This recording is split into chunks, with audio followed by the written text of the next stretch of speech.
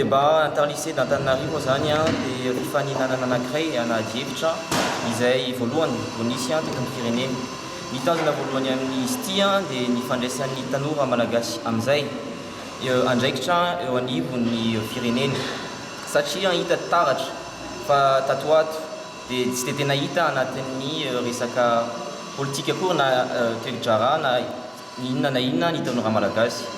Noho izany dia omena sehatra ny tanora malagasy ahafahan'zareo maneho ny heviny ka anatin'ny valeur démocratique koa moa izay maneho ny hevitra izay satria ny fahalalahana amin'ny teny dia tany démocratique Madagasikara tany démocratique dia noho izany ihany koa nuarovana ity miaro démocratie zany izahay sady miaro ihany koa ny tanora malagasy ary manaitra koa izahay anireo mpitondra fanjakana mba hieno amin'izay ny tanora fa tsy hanao zay mba tiany atao fotsiny.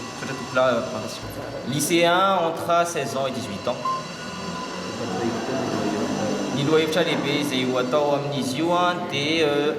ny vehivavy sy ny fitovian-jo,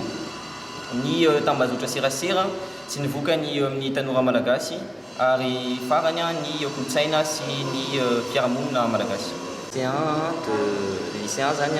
tsy nanoratra anarany zareo fa izahay ny tena marina nanantona an'ireo lycée ireo satria heverinay fa zavatra tena manan-danja izany tanora zany satria anatin'ny firenena tahaka Madagasikara izay ny Antsasamanila dia tanora.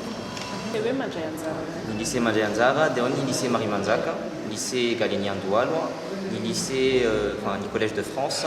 ny lycée Vanille Chocolat, lycée Hibiscus, lycée Les Jolurons, ni lycée Clairefontaine, ni lycée Alliance Française Antsabé et ni lycée Pépinière. Amin'ny maha-panohananay dia manome izahay manampy izahay amin'ny fanatonosana mihetsika izany hoe manome connexion sy forfait ahafahan'ireto mpikarakara tanora mpikarakara ireto manatontosana mihetsika amin'ny 14 mars hatramin'ny avril io ary koa manome izahay loka ho an'ireo ekipa telo voalohany zareo an'ireo mendrika indrindra. Ny ekipa voalohany anatin'ny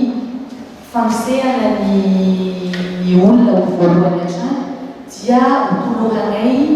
smartphone telma ny zany hoe ny mpianatra anakefatra anatin'ny ekipa nahazo ny lahara voalohany ka dia mamerina miarahaba ireto ankizy ireto ary manosika ny rehetra mandray anjara, manosika ny tanora rehetra mandray anjara amin'ity parole aux jeunes.